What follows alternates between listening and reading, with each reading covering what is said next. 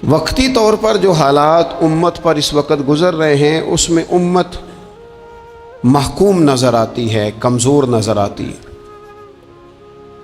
اور ہم دیکھتے ہیں کہ غیروں کا رعب بھی ہمارے حکمرانوں کے چہروں اور ان کے لہجوں پر نظر آتا ہے۔ جو قومیں کسی کا رعب اختیار کرتی ہیں، کسی شخص کو اس طرح کا بڑا جانتی ہیں کہ احساس کمتری کا شکار ہو جاتی ہیں، وہ اپنی آنے والی نسلوں کو کبھی مضبوط نہیں کر پاتی۔ ہمارے مزاجوں میں اور ہمارے روزمرہ کے معاملات میں کچھ چیزیں اس طرح کی رکھ دی گئی ہیں کہ لوگ احساس کے نیچے دبتے چلے جا رہے ہیں۔ برادریزم ایک بہت بڑا ایشو رہا ہمارے ہاں۔ میں بڑی درد کے ساتھ یہ بات عرض کیا کرتا ہوں کہ زیادہ گناہ اور زیادہ جرم اس بندے کا نہیں جو اپنی برادری کو بڑا سمجھتا ہے، بلکہ زیادہ مجرم وہ ہے جو اپنی برادری کو چھوٹا سمجھتا ہے۔ اس نے کیوں اپنے اندر احساس کمزوری پیدا کیا؟ اس کو کیوں ضرورت پیش آئی یہ کہنے کی کہ میں کسی کمزور قبیلے سے تعلق رکھتا ہوں؟ اسے کھل کے کہنا چاہیے تھا کہ میں بھی جناب آدم کا بیٹا ہوں۔ اسے کھل کے کہنا چاہیے تھا کہ میں بھی رسول رحمت کا غلام ہوں، میں بھی اللہ کا بندہ ہوں۔ کھل کر بات کرنی چاہیے۔ احساس کے نیچے دب جانا، پریشان، پھر اسی طرح کا معاملہ امیری غریبی کا ہے۔ غربا کیوں یہ سمجھ بیٹھتے ہیں کہ جس کے پاس پیسے زیادہ ہیں شاید فضل بھی زیادہ اسی کے پاس ہے؟ کیوں اس احساس سے باہر نہیں آتے؟ اگر دولت بہت اعلیٰ ہوتی نا اور بڑی ہی قیمتی ہوتی تو سب سے زیادہ سیدہ فاطمہ زہرا کے گھر میں ہوتی، سب سے زیادہ تجوریاں سیدہ عائشہ صدیقہ کے پاس ہوتی، لیکن یہ زیادہ قیمتی نہیں تھی، اس لیے دروازہ رسول پہ بھی نہیں تھی۔ تو اسی طرح کا معاملہ کچھ لوگوں کا ہے۔ میں نے اپنی زندگی میں یہ دیکھا ہے کہ مذہبی ماحول سے وابستہ لوگ کئی دفعہ بڑے پریشان ہو جاتے ہیں کہ میں تو مولوی صاحب ہوں، اور محلے کا مولوی بنا کے جب کسی کو رکھا جاتا ہے تو بیچارہ ویسے بھی پریشان ہو جاتا ہے۔ اس کی ذمہ داری ہوتی ہے کہ تو نے وقت پہ جنازہ پڑھانا ہے، ٹائم پہ کول پہ آ جانا، 10ویں پہ وقت پہ پہنچنا، غیر حاضر نہ ہونا۔ کچھ جگہوں پہ یہ بھی رواج ہے کہ جناب آپ کو 7 دن اور 10 دن مسلسل بیٹھنا ہے اور پڑھائی کرنی ہے۔ وہ آہستہ آہستہ آہستہ آہستہ بچے احساس کا شکار، یعنی قرآن شریف پڑھنے والے بچے اور کتاب و سنت کی تعلیم حاصل کرنے والے بچے، لیکن انہیں یہ کہا جاتا ہے کہ چلو فلانی جگہ قرآن پاک پڑھنے چلتے، قرآن پڑھنے جا رہے ہیں۔ قرآن انقلاب کی کتاب ہے، قرآن بندے کو عروج دیتا ہے، لیکن ان بچوں کی ذہنی ساخت یہ بنائی جا رہی ہے کہ چلو قرآن پاک پڑھنے چلتے ہیں، وہاں بریانی ملے گی کھانے کو، گوشت ملے گا کھانے کو۔ شکایت ہے مجھے یا رب خدا بندان مکتب سے، سبق شاہی ہے بچوں کو دے رہے ہیں خاک بازی کا۔ اتنی چھوٹی جب آپ کسی کی سوچ بنا دیتے ہیں تو پھر وہ آپ کہیں کہ وہ انقلاب برپا کرے، وہ کوئی بڑا کارنامہ سر انجام دے، یہ ہوتا نہیں، ممکن نہیں ہوتا۔ جب آپ آہستہ آہستہ کر کے احساس کمزوری کے نیچے دبتے چلے جاتے ہیں، دبتے، حالات خراب ہو جاتے ہیں۔ ہمارے بزرگ ہمیں کہا کرتے تھے کہ مولوی ہونا کوئی تانا ہے، اور ہم نے حالات بدلتے دیکھے۔ ایک ٹائم ایسا تھا کہ مولوی ہونا لوگ تانا سمجھتے تھے، ہمیں بھی کہا مولوی صاحب ادھر آئیں۔ آپ کو دیانتداری سے کہتا ہوں ہم نے وہ دور بھی انجوائے کر کے گزارا ہے۔ جے کسی ایک باری مولوی آکھے تو انہوں آکھے یارے کوئی پریشانی والی گل ہے، شکر ہے ازی مولوی ہیں، یہ کوئی پریشانی ہے، آپ کیوں پریشان ہو گئے؟ مولوی کسی تانے مینے کا نام ہے۔ اور پھر وہ جو کل تک کہہ رہا تھا نا کہ اوہو تسی تے مولوی بن گئے ہو، پھر ہم نے وہ دور بھی دیکھا، اس نے کہا یار 2 منٹ کھڑا ہو تیرے ساتھ تصویر بنانی ہے۔ وہ دور بھی دیکھا، یہ دور بھی دیکھا۔ تھوڑا سا نا اپنی زندگی کے اندر خودداری، عزت نفس، وقار، اسلام عروج دیتا ہے بندے کو۔ مسلمان تیزی سے دبتے چلے جاتے ہیں، دبتے چلے جاتے ہیں۔ ملک شام کا بندہ آ گیا حضرت عمر کو ملنے، اس نے آتے ہی پوچھا تمہارے بادشاہ کا محل کہاں؟ انہوں نے کہا جی ہمارے بادشاہ کا محل نہیں ہوتا، ہمارے ہاں لوگوں نے سمجھ لیا نا کہ روب شاید کپڑوں کا ہوتا ہے، روب شاید گاڑیوں کا ہوتا ہے، بنگلوں کا ہوتا ہے، بہت بڑی کوٹھی کا روب ہوتا ہے. اور نہیں بھائی، روب تو بندے کے کردار کا ہوتا ہے، اس کے افکار کا روب ہوتا ہے، روب اس کے اونچے خیالات کا ہوتا ہے. کہاں ہے آپ کے بادشاہ کا محل؟ تو نے کہا محل شہل تو کوئی نہیں، مسجد میں ہوں گے امیر المومنین. بندہ کہتا ہے میں سوچ میں پڑ گیا کہ جس کے نام سے میرا بادشاہ کانپتا ہے وہ مسجد میں ہوگا. گن میں نہیں کوئی نہیں، ہٹو بچو ہی کوئی نہیں، ادھر ادھر ہی کوئی نہیں، پہرے دار ہی کوئی نہیں. مسجد میں جا کے پوچھا جناب عمر، کہنے لگے ادھر ہی تھے. کدھر ہیں بھئی حضرت؟ وہ کدھر ہیں بھئی؟ ادھر ہی تھے. کہنے لگا میں حیران ہو گیا، یہ بادشاہ کی بات ہو رہی ہے. ایک صاحب کہنے لگے وہ کھجوروں کے باغ کی طرف جا رہے تھے. کہتا میں کھجوروں کے باغ میں گیا تو ایک بندے سے پوچھا امیر المومنین، کہنے لگا وہ سامنے کی طرف جا رہے تھے. ادھر گیا، ایک بندے سے پوچھا کہاں ہے وہ شخص اس کی 24 لاکھ مربع میل پہ حکومت ہے؟ کہاں ہے وہ شخص جو مدینے میں بیٹھ کے نعرہ لگاتا ہے تو کیسر و کسرا کانپ جاتے ہیں؟ وہ بندہ کدھر ہے کہ جس کی بات جگہ جگہ ہوتی ہے، جس کا تذکرہ سنا ہے کہ اسے دیکھ کے شیطان بھی رستے بدل جاتا ہے؟ انہوں نے کہا وہ دیکھ رہے ہو کھجور کے درخت کے نیچے کنویں کے ساتھ مٹی کا ڈھیلا تکیے کی جگہ رکھ کے وہ جو تامت باندھے کرتا پہنے سویا ہے وہی تو فاروق اعظم ہے. وہ شخص کہتا ہے عمر سوئے تھے.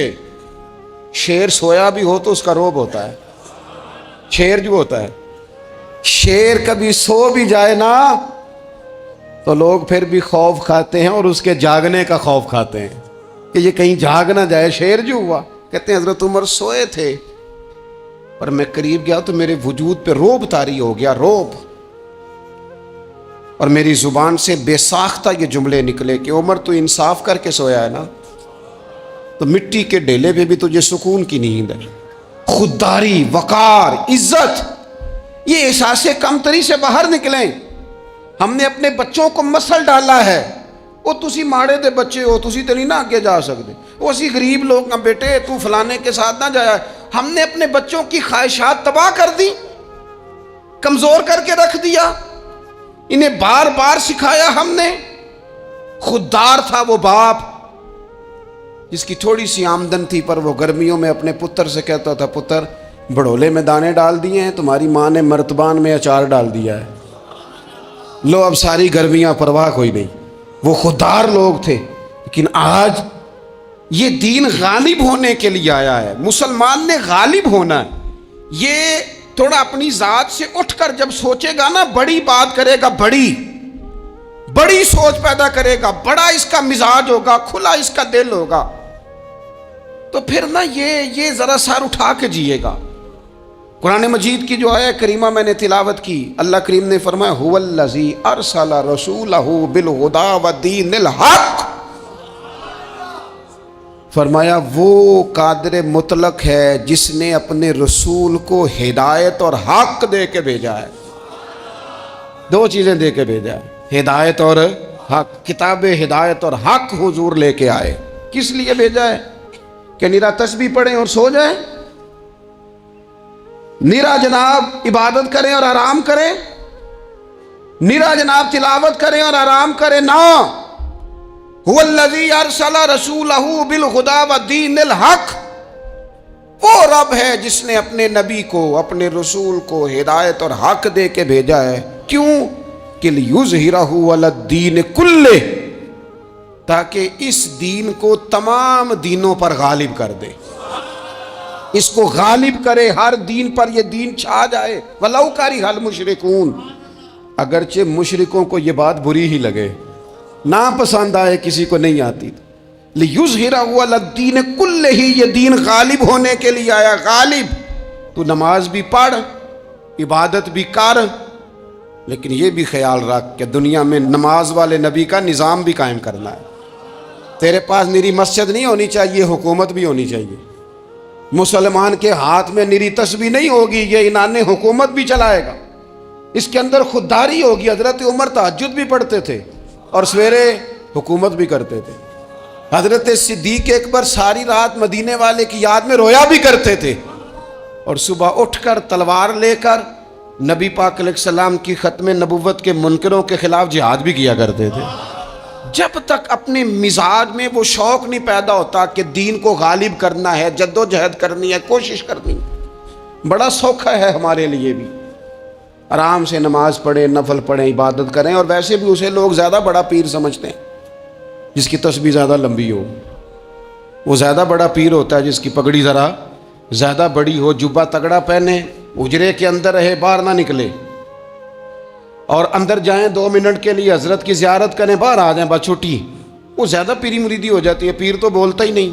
وہی ہے تیرے زمانے کا امام برحق، اقبال کہنے لگے وہی ہے تیرے زمانے کا امام برحق، جو تجھے حاضر و موجود سے بیزار کرے اور موت کی شکل میں دکھلا کے تجھے جلوہ یار، زندگی تیرے لیے اور بھی دشوار کرے، تو جو تیرا جینا مشکل کر دے نا، وہ تیرے زمانے کا امام برحق ہے، تیرے لیے زندگی دشوار کر۔ یہ کیا بات ہوئی کہ ٹھیک ہے جناب آپ موج کریں، جو دین غالب ہونے کے لیے آیا، دین کے مزاج میں غلبہ ہے، دین کی طبیعت میں غلبہ ہے، دیندار چھا کے وقت گزارا کرتے ہیں۔ اللہ تعالیٰ نے اس دین کے اندر وہ قرار دیا ہے، وہ وسعت دی ہے، وہ درد دیا ہے، وہ ذوق دیا ہے۔ اپنے اندر سے وہ بت توڑ ڈالیں جو بت مایوسی پھیلاتے ہیں، ان جگہوں سے نکل آئیں جہاں انسان کمزور پڑتا ہے، اٹھ باندھ کمر کیوں ڈرتا ہے، پھر دیکھ خدا کیا کرتا ہے۔ آگے کی طرف دیکھیں، آگے کی طرف دیکھیں۔ میرے نبی اکرم صلی اللہ تعالیٰ علیہ وسلم نے فرمایا حالات جتنے بھی خراب آ جائیں، ماحول جتنا بھی بگڑ جائے، امت پر دشواری جتنی بھی آئے، حضور علیہ الصلوۃ والسلام نے فرمایا ہے یہ دین اسلام ہے، یہ مسلم کے لفظ ہیں، حضور فرماتے ہیں یہ دین ہمیشہ قائم رہے گا، اور فرمایا ایک جماعت ہوگی پوری میری امت کی جو دین اسلام کے دفاع میں کام کرتی رہے گی، جد و جہد کرتی رہے گی، کوشش کرتی رہے گی، ہمت کرتی رہے گی۔ میرے عزیز حضور نے فرمایا ہمیشہ یہ دین قائم رہے گا، اور ایک جماعت ہمیشہ اس دین کے لیے کام کرتی رہے گی۔ اور میرے نبی پاک علیہ السلام نے فرمایا 100 سال کے بعد تو اللہ ضرور اس امت میں ایک ایسا شخص پیدا کرے گا، یہ ابن ماجہ میں حدیث موجود ہے، جو اس دین کی نئے سرے سے تجدید کر دے گا۔ وہ لوگ آتے رہے، جب حالات بڑے بگڑے تو حضرت عمر بن عبدالعزیز آ گئے، حالات کا رخ بدل کے رکھ دیا۔ پھر معاملات بڑے بگڑے تو امام شافعی جیسے لوگ آ گئے، غوث اعظم جیلانی جیسے لوگ آ گئے۔ حالات بڑے بگڑے تو شیخ عبدالحق محدث دہلوی جیسے لوگ آ گئے۔ ہندوستان میں جب ماحول بڑا کٹھن ہوا تو اعلیٰ حضرت فاضل بریلوی جیسے لوگ آ گئے۔ ہر صدی کے سرے پر اللہ تعالیٰ ایک مجدد بھیجے گا، حضور کا وہ غلام دین کو نئے سرے سے تازہ کرے۔ دین کے چمن میں ہمیشہ بہار رہے گی، ہمیشہ نورانیت رہے گی، ہمیشہ نور اعلیٰ نور رہے گا۔ یہ کام صرف کرنے کا کام کیا ہے، یہ دین تو پھلے گا پھولے گا۔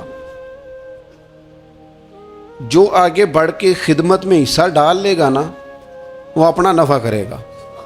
یہ قرآن پاک ہے، یا ایھا الذین آمنوا ان تنصروا اللہ ینصرکم ویثبت اقدامکم۔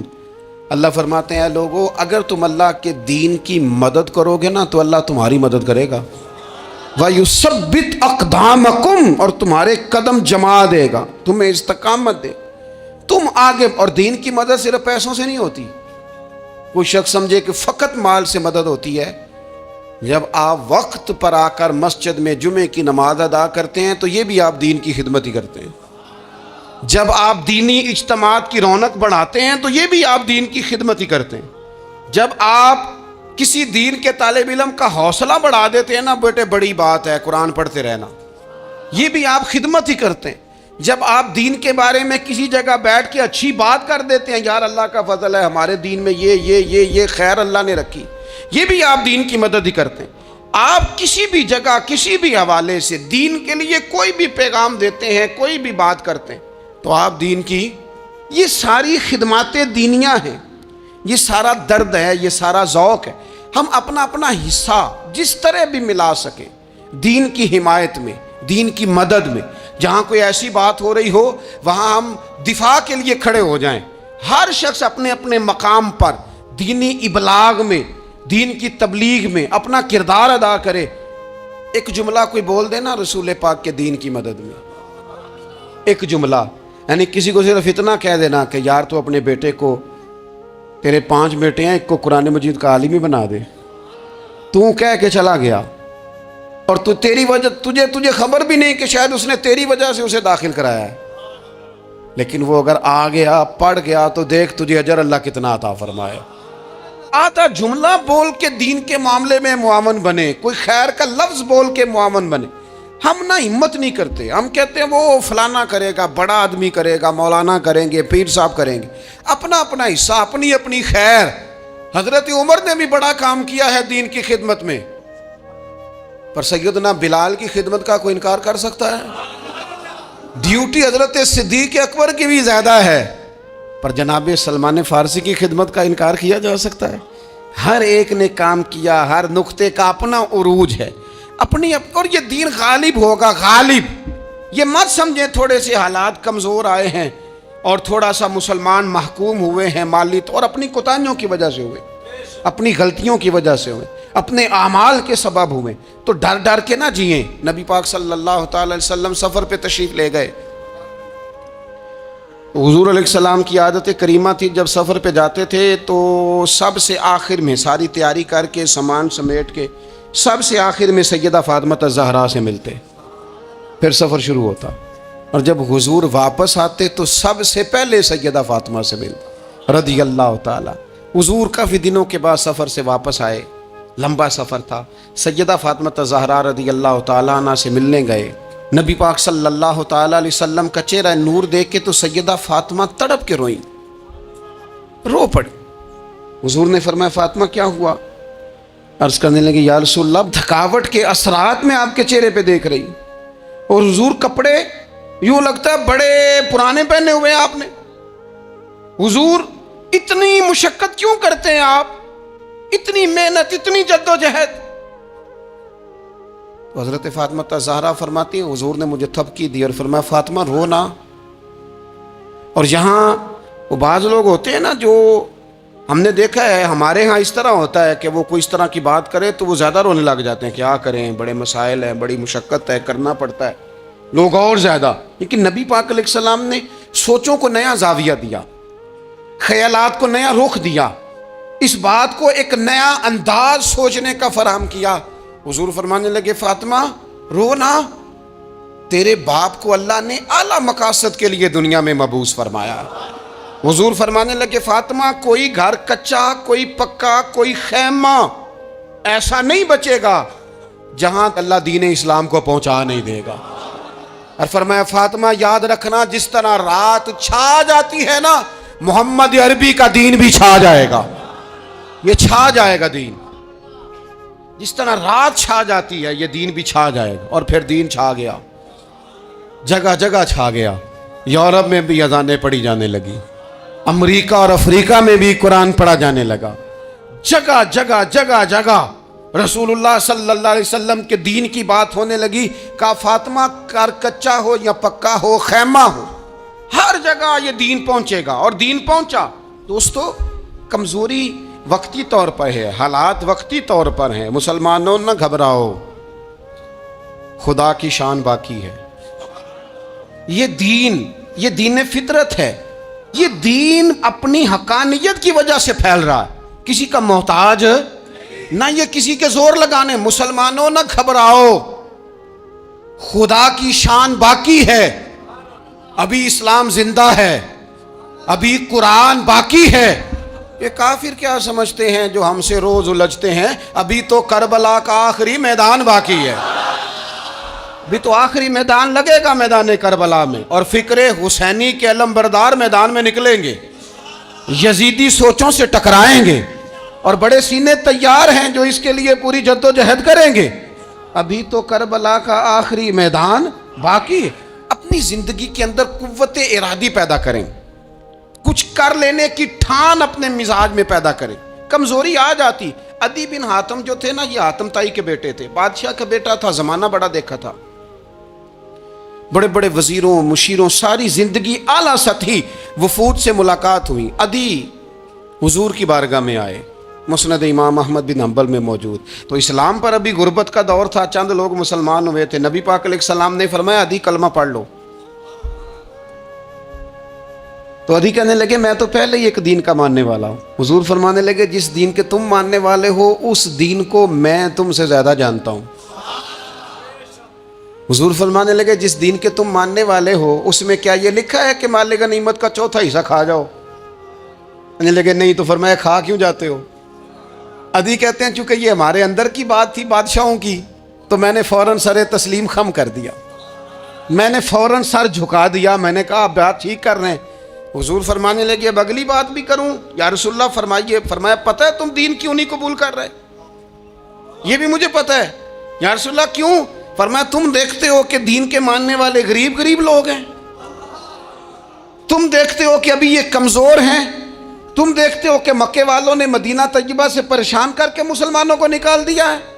یہ غریبی دیکھ کر, بظاہر اسلام کی کمزوری دیکھ کر تم کلمہ نہیں پڑھ رہے؟ حضور فرمانے لگے عدی مقام حرا کا نام سنا ہے؟ بڑی دور تھا علاقہ, وہ مقام حرا کا نام سنا ہے؟ عدی کہنے لگے حضور سنا ہے پر وہ جگہ دیکھی نہیں. محبوب فرمانے لگے سن, میں وہ وقت لے کے آؤں گا, میرا دین اس طرح نافذ ہوگا کہ ایک عورت مقام حرا سے اونٹنی پہ اکیلی بیٹھے گی اور اکیلی آئے گی اور آ کے بیت اللہ کا طواف کرے گی, سوائے اسے اللہ کے کسی کا خوف نہیں ہوگا, رب کے علاوہ کسی سے نہیں ڈرے گی. یہ دور آئے گا. تو دیکھ رہا ہے کہ صرف مکے پہ حکومت نہیں دنیا پہ مسلمان چھا جائیں گے. اور حضور فرمانے لگے کسرا کا نام سنا ہے؟ کہا حضور وہ تو بظاہر اس وقت بڑا تگڑا بادشاہ ہے. فرمایا اس کے علاقے بھی فتح ہوں گے, وہ خزانے مسلمانوں کے پاس آئیں گے. اور فرمایا تو تیسری بات نبی پاک نے بیان کی, فرمایا تو یہ دیکھ رہا ہے کہ مسلمانوں میں غربت ہے؟ فرمایا عدی ایک وقت آئے گا لوگ دینے کے لیے نکلیں گے پر انہیں لینے والا کوئی نہیں ملے گا. ایک وقت آئے گا لوگ دینے نکلیں گے لینے کوئی نہیں آئے گا. عدی کہتے ہیں کہ میں رسول کریم کا کلمہ پڑھ کے مسلمان ہو گیا. اب پھر زیادہ دور نہیں گزرا, عدی رویا کرتے تھے.